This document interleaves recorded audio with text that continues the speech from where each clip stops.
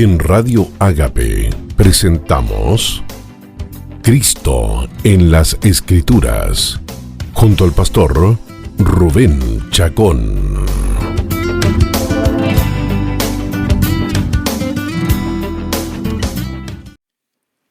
Hola, ¿qué tal amigos y amigas? Bienvenidos a su programa Cristo en las Escrituras. Radio Ágape hace posible nuestro contacto por estas ondas radiales. Soy su hermano en Cristo, Rubén Chacón Villarroel, dispuesto a acompañarte en los próximos 60 minutos para hacer un poco más amena tu vida, alegrarte en la actividad que estás realizando en este momento y compartiéndote acerca de la persona más importante, no solo en este lugar, sino en todo el universo, nuestro bendito y precioso Señor Jesucristo. Nuestro ánimo y nuestro propósito es descubrir a Cristo en las Escrituras. Mostrarte a Cristo tal como las Escrituras lo presentan, buscando interpretarla, especialmente en lo tocante al Antiguo Testamento, a la luz del Nuevo Testamento, donde está interpretado el Antiguo Testamento. Muy bien, dispuestos a acompañarte. Soy tu hermano en Cristo, Rubén Chacón Villarroel, dispuesto a acompañarte en estos minutos que vienen y hacer más grata tu estadía, tu vida cotidiana y este día en particular.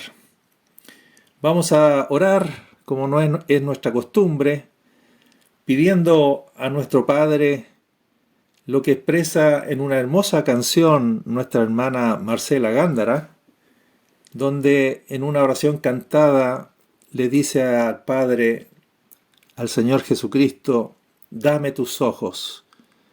Pues es el deseo del Padre que seamos conformados a la imagen de Jesucristo, que seamos conformados a la semejanza de Cristo. Por lo tanto, necesitamos mirar con los ojos de Cristo, necesitamos oír con los ojos de Cristo, pensar con la mente de Cristo y manifestar el carácter de Cristo, etcétera, etcétera. Así que unámonos a esta petición, a esta oración cantada de nuestra hermana Marcela, dame tus ojos. Vamos adelante con esta canción.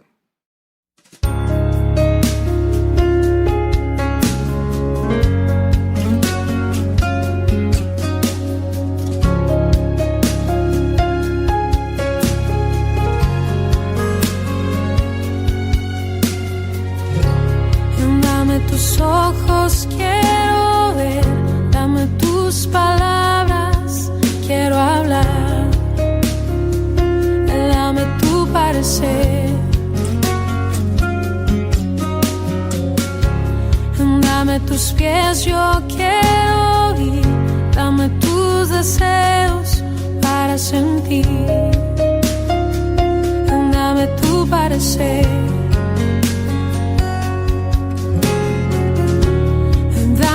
Lo que necesito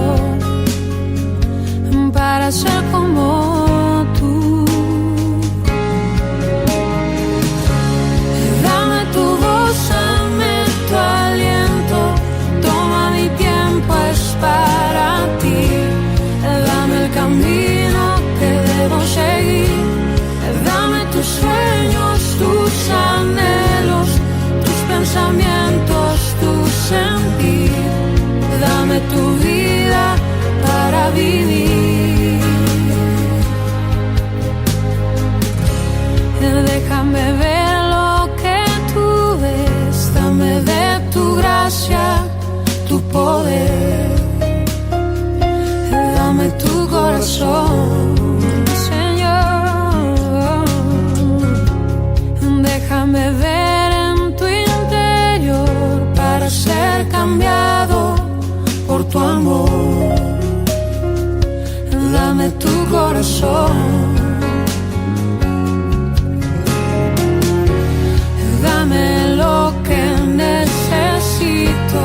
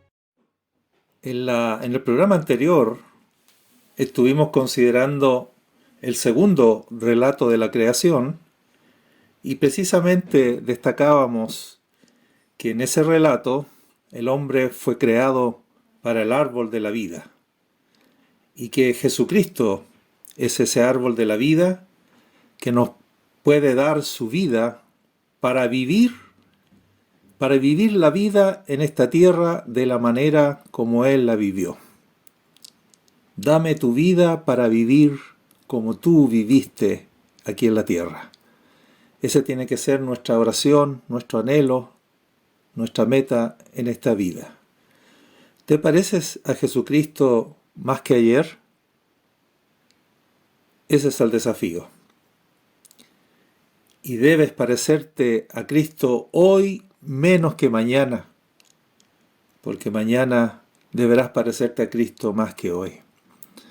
Ese es nuestro objetivo, ese es el crecimiento que debe producirse en la vida cristiana. Hoy día quisiera compartir con ustedes otro aspecto, otro párrafo del segundo relato de la creación.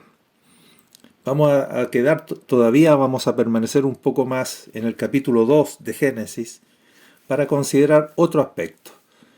No ya el hecho de que el hombre fue creado para vivir, para acceder a la vida eterna, la vida de Dios, que es Cristo, sino ahora al primer matrimonio, al hecho glorioso de que Dios buscó compañera para Adán, buscó una ayuda idónea para Adán.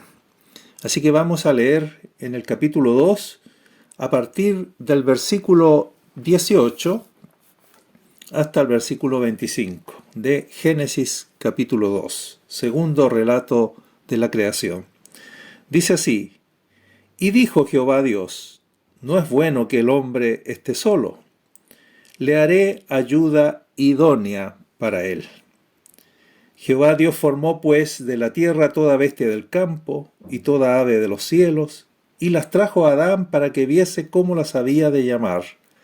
Y todo lo que Adán llamó a los animales vivientes, ese es su nombre. Y puso Adán nombre a toda bestia y ave de los cielos, y a todo ganado del campo, mas para Adán no se halló ayuda idónea para él. Entonces Jehová Dios hizo caer sueño profundo sobre Adán, y mientras éste dormía, tomó una de sus costillas y cerró la carne en su lugar.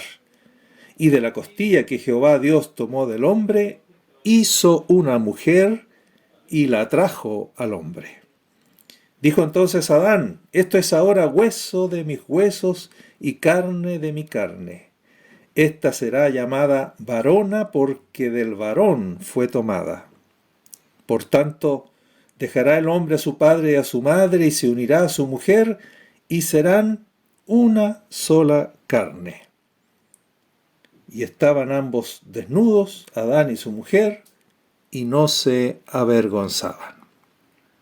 Hasta allí el párrafo de Génesis capítulo 2, segundo relato de la creación, contándonos ahora no solo que el hombre fue puesto en el huerto de Edén para que accediera al árbol más importante del huerto, por eso estaba en el centro del huerto, en medio del huerto, accediera a la vida eterna, sino también ahora el hecho de que Dios dice que no es bueno que el hombre esté solo y toma entonces la decisión de hacerle a Adán una ayuda idónea. Es interesante que hay aquí una diferencia importante entre el primer relato y el segundo relato. En el primer relato de la creación vimos que Dios creó los animales en primer lugar y finalmente, como clímax de la creación terrestre, creó al hombre.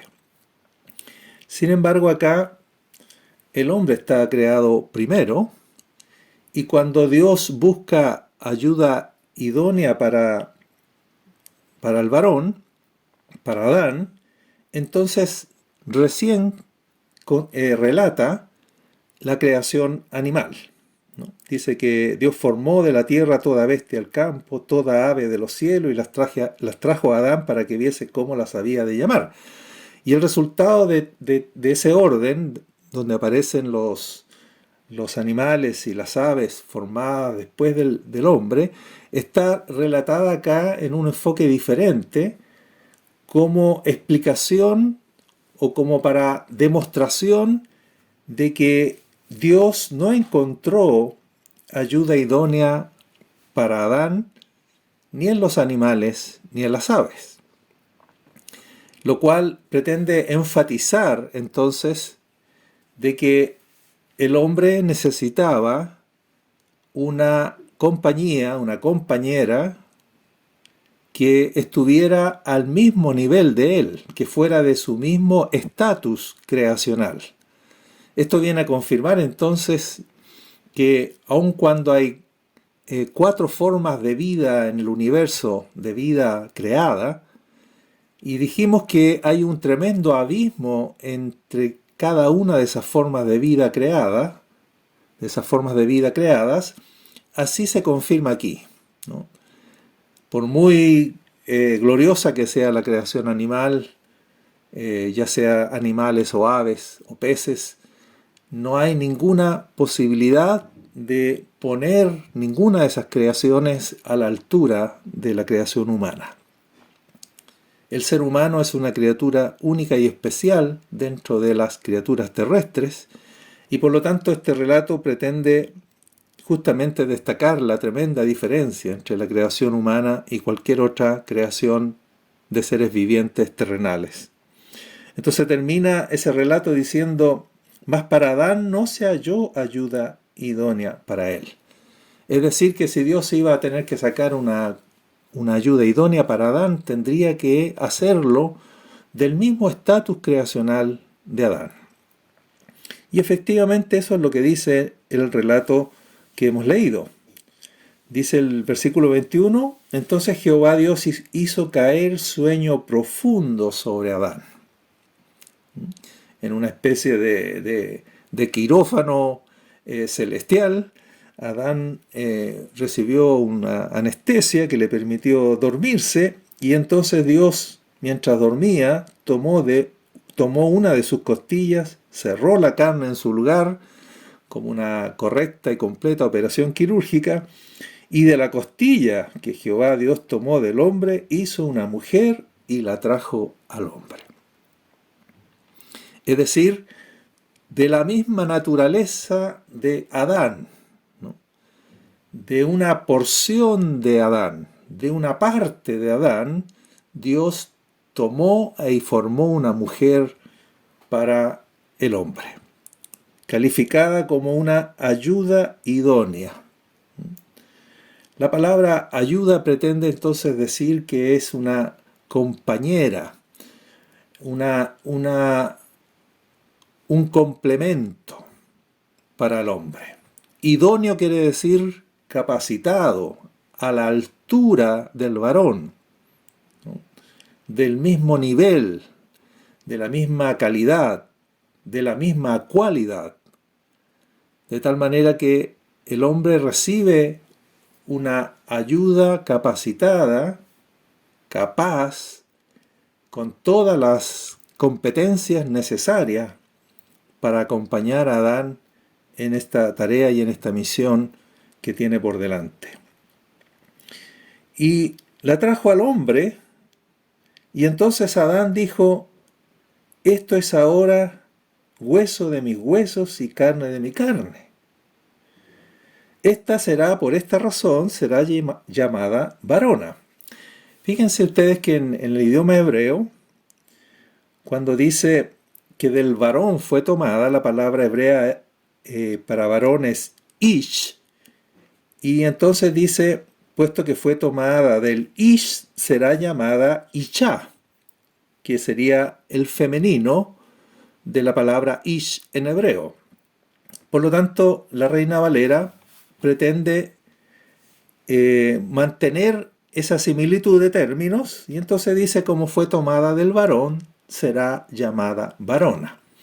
En otras palabras, cuando Adán vio a su mujer, dijo: es otro como yo, es otra como yo, es otro Adán, pero en versión femenina.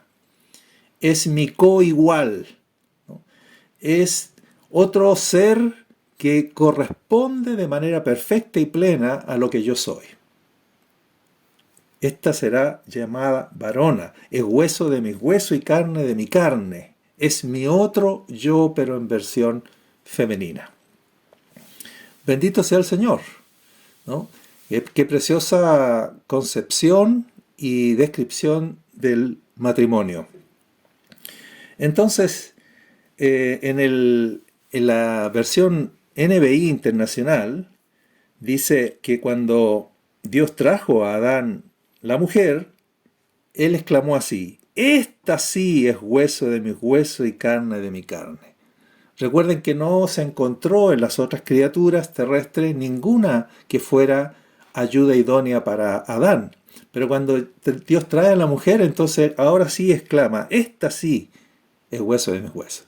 Esta sí es la contraparte perfecta que me completa, mi otro igual, porque es hueso de mis huesos y carne de mi carne.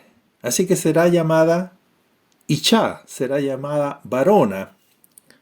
Y nosotros usamos el término más moderno, será llamada mujer, porque del varón fue sacada. Y entonces se establece esta ley universal del matrimonio. Por esto, o por tanto, dejará el varón a su padre y a su madre, y se unirá a su mujer, y serán una sola carne. Es muy interesante entonces, porque aquí hay un misterio. ¿Cuál es ese misterio? Que originalmente tenemos una persona, de la cual el Señor saca dos personas, ¿no? El varón y la varona. Ish e Isha, varón y mujer. A partir de una sola persona se originan dos. ¿Para qué? Para que por medio del matrimonio esas dos personas vuelvan a ser una sola carne. Qué interesante, ¿no?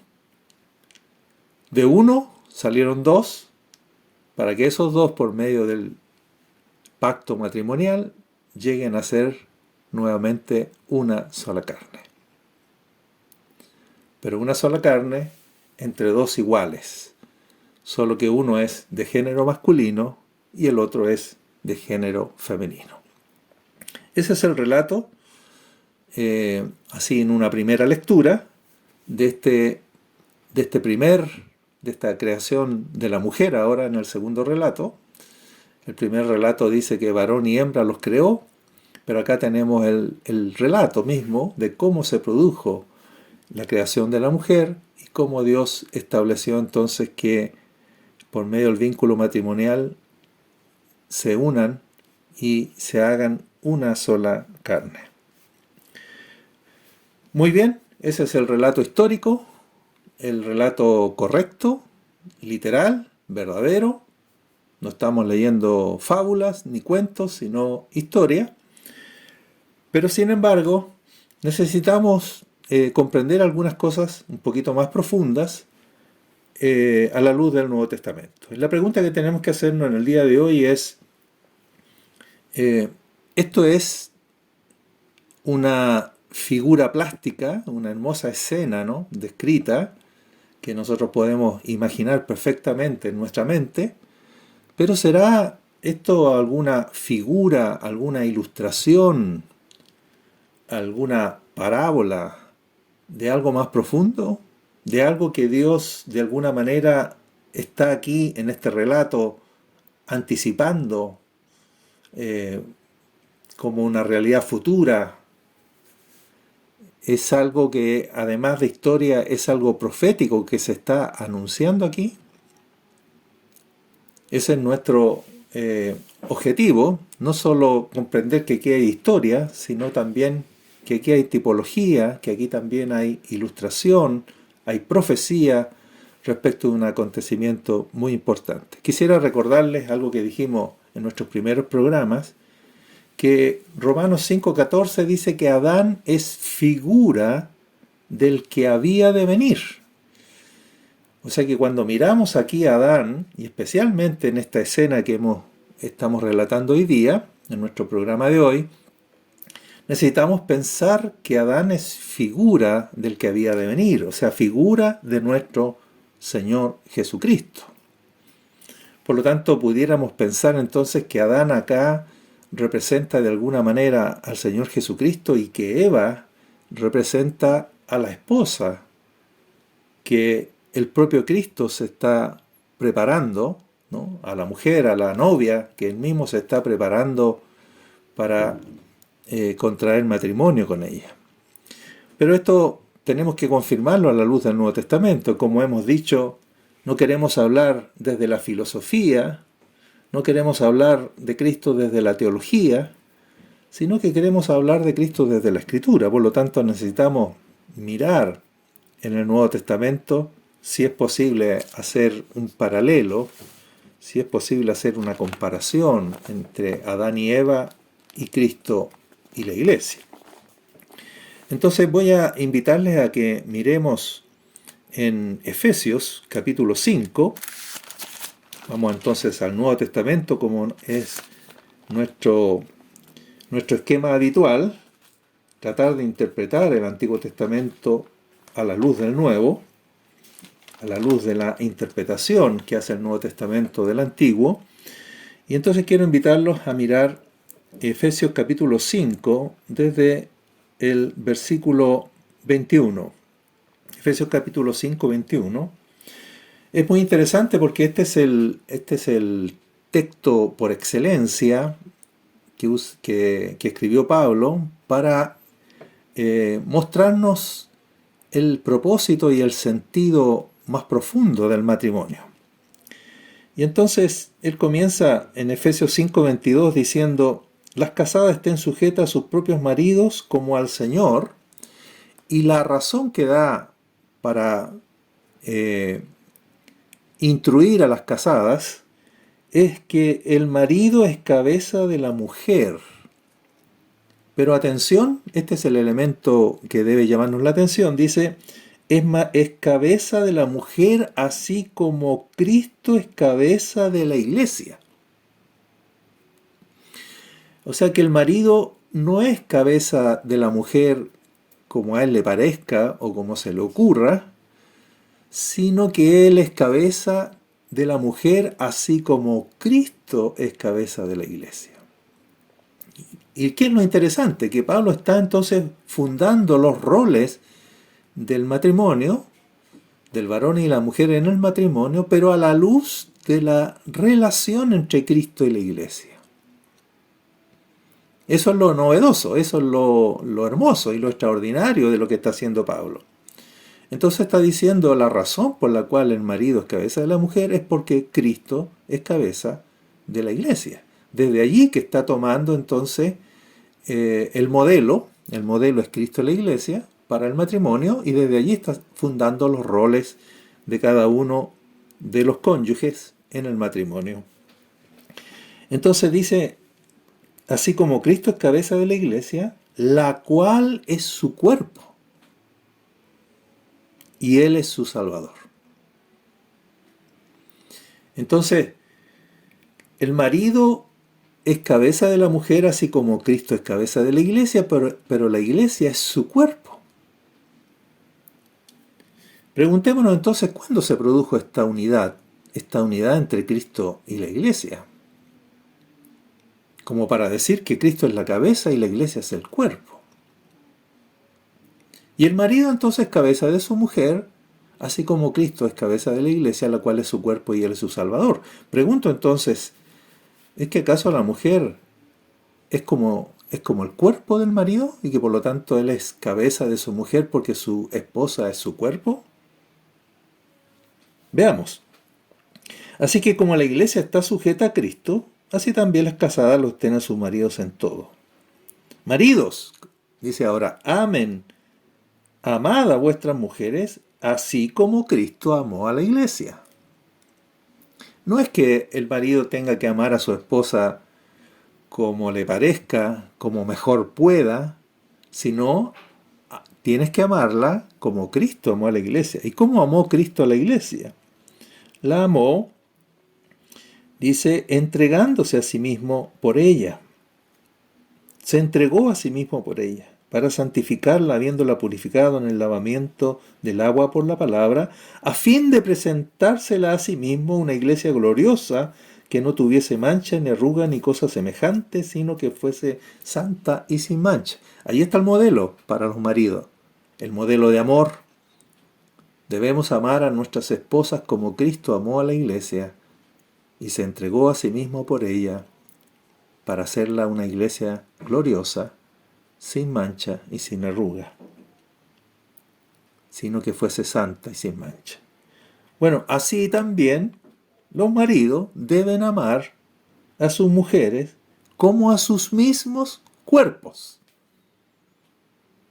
Noten ustedes entonces cómo está sacando las notas, las verdades, ¿no? Los principios de la relación entre Cristo y la iglesia, y está aplicándolas a los roles de el varón y la varona, de la ish, del ish y la isha, del varón y la mujer, del esposo y la esposa, del marido y de su esposa. Entonces dice Pablo, el que ama a su mujer, a sí mismo se ama, porque nadie aborreció jamás a su propia carne, sino que la sustenta y la cuida. Por lo tanto, si yo amo a mi esposa, que es lo que corresponde, me estoy amando a mí mismo, porque nadie aborrece su propia carne. Estimado esposo, tu mujer es tu propia carne. Cuando la amas a ella, te estás amando a ti mismo, porque uno no hace con su propia carne lo que dice acá, nadie aborrece su propia carne jamás. Por el contrario, ¿qué es lo que hace uno con su propio cuerpo? Lo sustenta y lo cuida. Y aquí viene el punto, dice, así como también Cristo a la iglesia. O sea, porque la iglesia es el cuerpo de Cristo, porque la iglesia es carne de su carne y hueso de sus huesos, entonces Cristo la sustenta y la cuida, porque nadie, y menos nuestro Señor Jesucristo, aborrece su propio cuerpo. Por el contrario, lo sustenta y lo cuida, como hace también Cristo a la iglesia. Y entonces Pablo hace una tremenda declaración y dice, porque somos miembros de su cuerpo, de su carne y de sus huesos.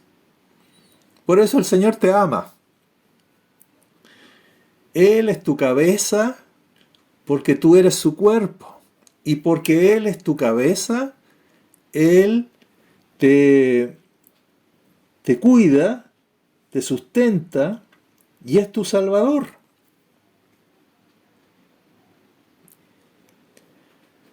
Entonces viene Pablo y en el versículo 31, 5:31 de Efesios, cita entonces Génesis 2:24. Y aquí entonces tenemos el énfasis o la relación, la referencia directa al relato que estamos considerando en Génesis capítulo 2, desde los versículos 18 al 25, como ya leímos. Entonces fíjate, dice Pablo entonces, para argumentar de que nosotros somos miembros de su cuerpo, de su carne y de sus huesos, cita Génesis 2:24, que dice, por esto dejará el hombre a su padre y a su madre, y se unirá a su mujer, y los dos serán una sola carne. Y entonces uno dice, bueno, pero ¿por qué está citando Génesis 2:24, que habla de Adán y Eva, porque él los cita como fundamento para demostrar que nosotros, los creyentes en Cristo, somos miembros de su cuerpo, de su carne y de sus huesos. La explicación es porque lo que leímos en Génesis, capítulo 2, del 18 al 25, es una figura de Cristo y la iglesia. Esa es la explicación. No hay otra, porque por eso está usando con tanta libertad Génesis 2:24. Y fíjate cómo lo confirma esto. Luego de decir, por esto el hombre dejará a su padre y a su madre y se unirá a su mujer y los dos serán una sola carne, dice, grande es este misterio. Aquí hay un misterio. Mas yo digo esto respecto de Cristo y de la iglesia. Es decir, en su sentido profético, en su sentido más profundo, el apóstol Pablo está interpretando Génesis 2:24, diciendo que eso anunciaba la unión de Cristo con la iglesia. Anunciaba el matrimonio más importante del universo. Y aquí tenemos entonces otra manera de explicar el propósito de Dios.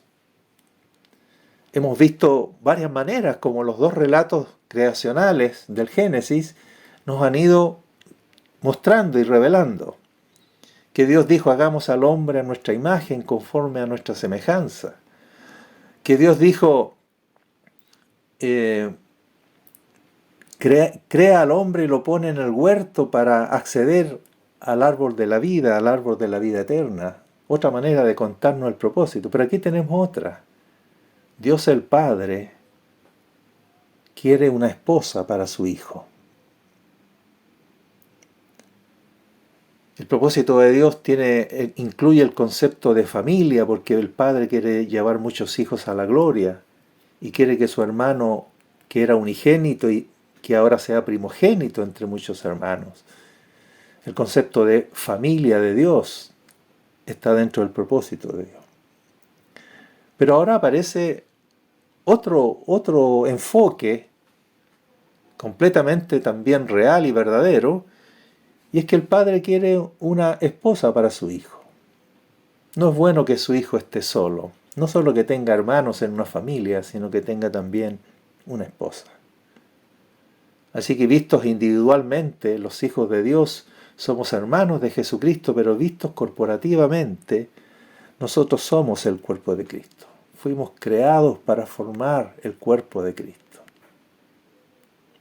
Y ser de esa manera una unión con Jesucristo, formando una sola carne con Él, donde Él es la cabeza y la iglesia es su cuerpo.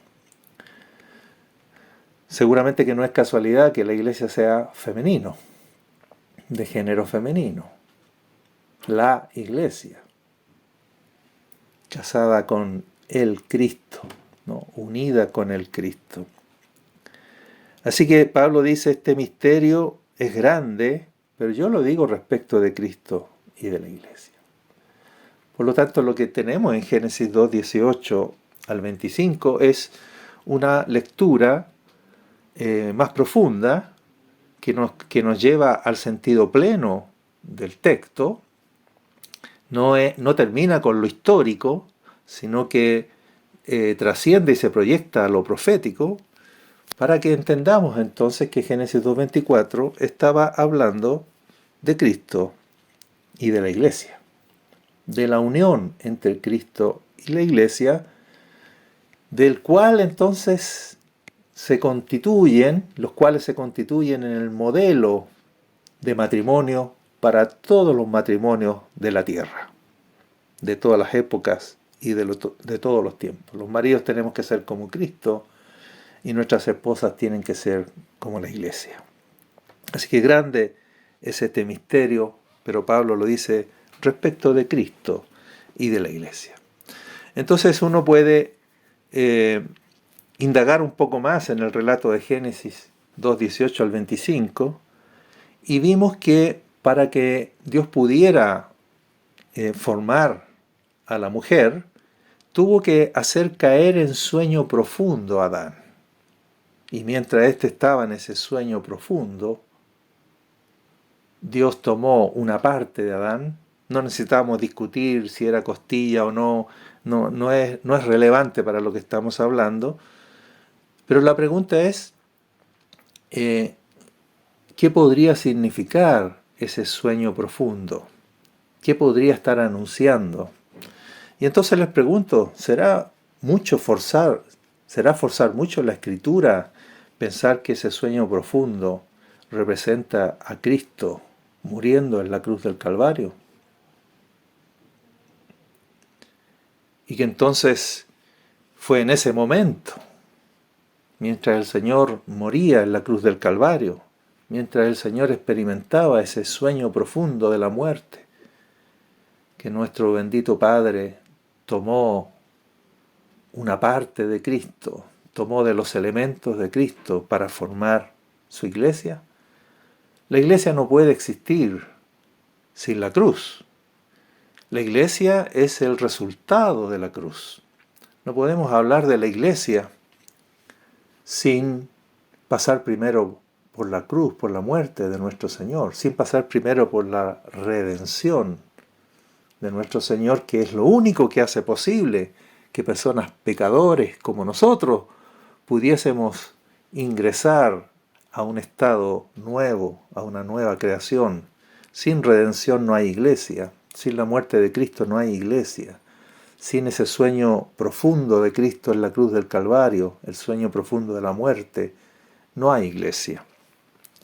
Entonces miren cómo dice el Evangelio de Juan en el capítulo 19, Evangelio de Juan, capítulo 19, tenemos un relato de la muerte del Señor, como está en todos los evangelios, pero aquí hay algo interesante que solo está en el Evangelio de Juan, y vamos a leer desde el 32 al 34. Juan 19, Evangelio de Juan, capítulo 19, 32 al 34.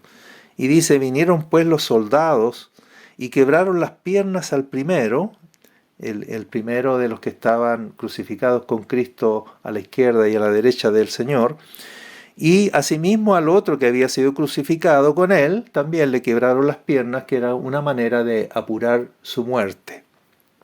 Mas cuando llegaron a Jesús, como le vieron ya muerto, no le quebraron las piernas. Entre paréntesis, porque estaba profetizado, no será quebrado hueso suyo. Y eso se cumplió literalmente en nuestro precioso Señor. Pero acto seguido dice, pero uno de los soldados le abrió el costado con una lanza. El Génesis dice entonces que mientras Adán dormía, el Señor de su costado tomó una costilla. Y acá dice que la lanza le abrió el costado a nuestro Señor y al instante salió sangre y agua.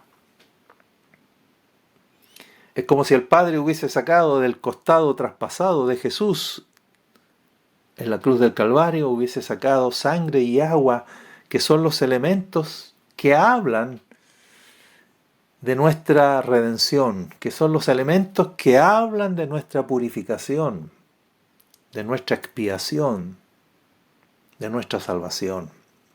Pudiéramos entonces decir así, con estos elementos que brotaron del costado traspasado de nuestro Señor, la sangre y el agua, el Padre edificó para su Hijo una ayuda idónea. Aleluya. Tú y yo, que somos creyentes en Jesucristo, hemos sido levantados como el cuerpo de Cristo. Hemos sido levantados para ser la ayuda idónea de nuestro Señor Jesucristo. Surgió así entonces una nueva creación donde Cristo es la cabeza de este cuerpo y la iglesia es el cuerpo. Somos miembros de su cuerpo, de su carne y de sus huesos. Y se cumple entonces el sentido más profundo de Génesis 2:24. ¿No? Hemos sido unidos a Cristo para conformar con Él una sola carne. Salió entonces de esos elementos que brotaron del costado traspasado de Cristo, salieron sangre y agua, elementos divinos necesarios para la formación de la iglesia. Bendito sea el Señor. Allí tenemos entonces el cumplimiento, a la luz del Nuevo Testamento, del sentido más profundo de Génesis 2:24. Repito algo para que no nos confundamos. Esto no quiere decir que Génesis 2:24 no esté hablando del matrimonio. Por supuesto que sí. Está hablando del matrimonio en general. Es la ley universal del matrimonio. Sin embargo, estamos viendo a Cristo en las Escrituras y estamos descubriendo a la luz del Nuevo Testamento, sin forzar la Escritura, sino tomando los elementos del Nuevo Testamento, viendo que también en ese texto literal, histórico, esa ley universal del matrimonio, estaba anunciándose proféticamente la unión de Cristo con la Iglesia. Gloria al Señor. Hagamos una pausa y vamos a escuchar una hermosa canción que es un recuerdo, ¿no? Originalmente esta canción, que se titula Creo en ti, es de nuestro hermano Juan Romero, que ya está en la presencia del Señor, y que por causa de que el sonido de esa canción original no es tan nítido, vamos a escucharla en la versión de nuestro hermano Marco Witt. Una canción del recuerdo, muy hermosa, y que dice: creo en ti. Creo en ti, Señor Jesús. Creo en ti, en la versión de Marco Witt, para deleitarnos, seguir deleitándonos en nuestro precioso Señor.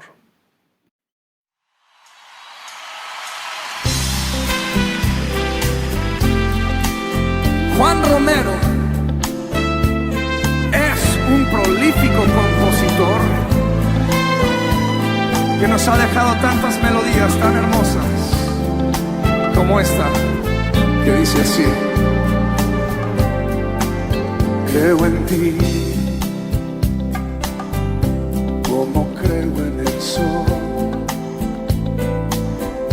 que me da su calor. Creo en ti,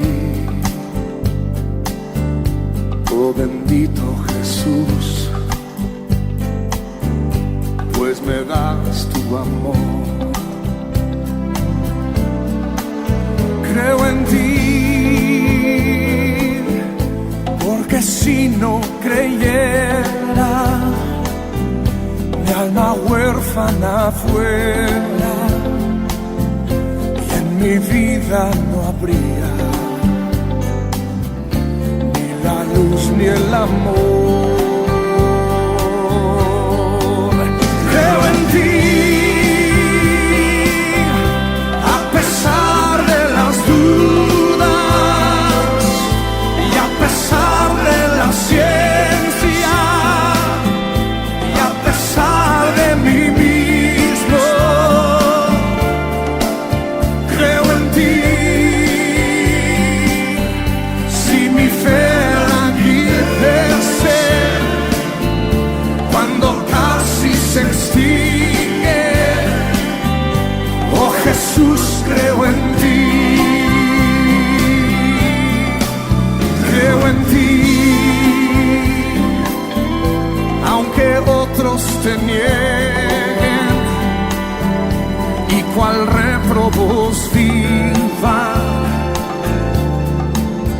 Oh Jesús, creo en ti.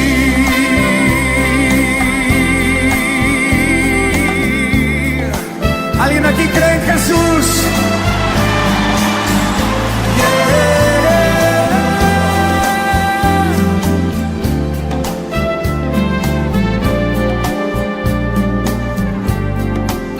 Creo en ti, al mirar la belleza de tu magna creación. Creo en ti, cuando escucho el reír de tu gente feliz. Creo en ti, si percibo las quejas de los míseros parias que hasta ti se acercan en sus ansias de amar. Creo en ti, pues me diste tu mano cuando yo estaba solo en mis densas tinieblas. Creo en ti, porque tú eres el fuego que calienta mi alma con su amor sin igual. Creo en ti, aunque otros se burlen y un iluso me juzgue. Dilo conmigo. Oh Jesús, creo en ti, creo en ti, pues me diste tu mano cuando yo estaba solo.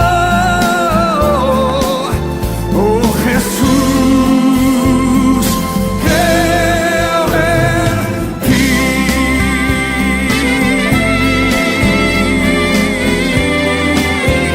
Oh Jesús, creo en ti.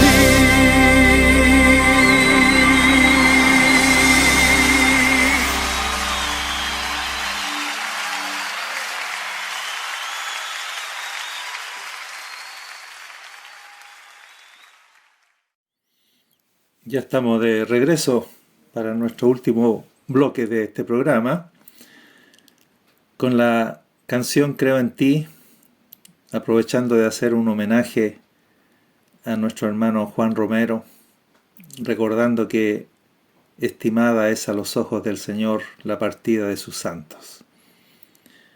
Hemos escuchado esta canción del hermano Juan Romero en la versión de Marcos Witt, donde le expresamos también nosotros al Señor Jesús nuestra fe en Él.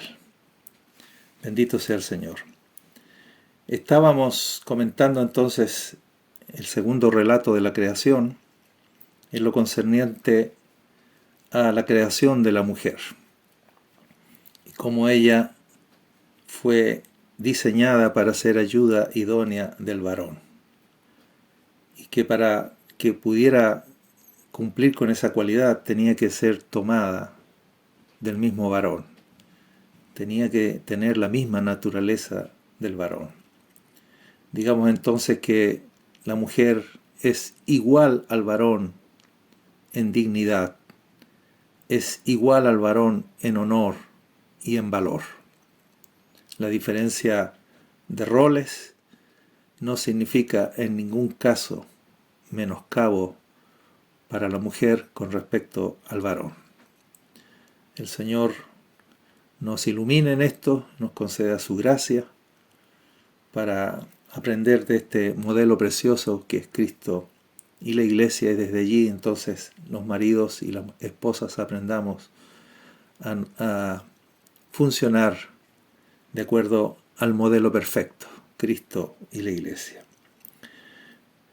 Pues bien, para terminar nuestro tema de hoy, viendo a Cristo en las Escrituras, en este caso viendo a Cristo en el relato de la creación de la mujer y de su unión matrimonial de Eva con Adán, vamos a mirar 1 Corintios capítulo 6, desde los versículos 15 al 17, para confirmar, sellar esta legítima interpretación de Génesis capítulo 2 del 18 al 25 a la luz de Cristo y la Iglesia.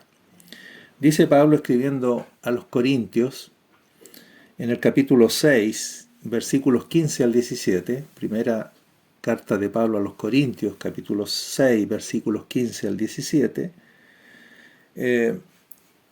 a propósito, demostrando aquí la importancia del cuerpo. Tendemos a mirar el cuerpo como algo de no mucho valor, como algo que no va a trascender a la eternidad. Sin embargo, acá hay una importancia tremenda que le da el apóstol a nuestro cuerpo. Y dice en el versículo 15, ¿no sabéis que vuestros cuerpos son miembros de Cristo? Vuestros cuerpos son parte de Cristo, confirmando esto de que somos miembros de su cuerpo, de su carne y de sus huesos. Nuestros cuerpos, todo nuestro ser es parte de Cristo. Entonces preguntan, ¿no sabéis que vuestros cuerpos son miembros de Cristo? ¿Quitaré pues los miembros de Cristo y los haré miembros de una ramera? Porque Pablo está aquí hablando contra la fornicación, contra la participación de los cristianos en cultos idolátricos, donde eran esos cultos realizados por sacerdotisas prostitutas, y parte del culto a esos ídolos consistía en tener relaciones sexuales con esas sacerdotisas. Entonces él dice, quitaré entonces los miembros que pertenecen a Cristo, que son parte de Cristo, para hacerlos miembros de una ramera. Y la respuesta, por supuesto, es de ningún modo. De ningún modo. Y entonces, otra vez vuelve a citar Génesis capítulo 2, y dice, Génesis 2:24, y dice, ¿o no sabéis que el que se une con una ramera es un cuerpo con ella? Es decir, que la relación sexual con esa ramera te hace un cuerpo con ella, porque dice, y cita la Escritura, los dos serán una sola carne. Este pensamiento es muy interesante porque está diciendo que la unión sexual, ¿no? La relación sexual en el matrimonio es una de las maneras en que el hombre y la mujer se van haciendo una sola carne. Pues es un acto de comunicación profunda, de unidad profunda, de no solo unidad de pensamiento, de espíritu, de corazón, sino también de cuerpos que se unen en un abrazo de amor. Serán una sola carne.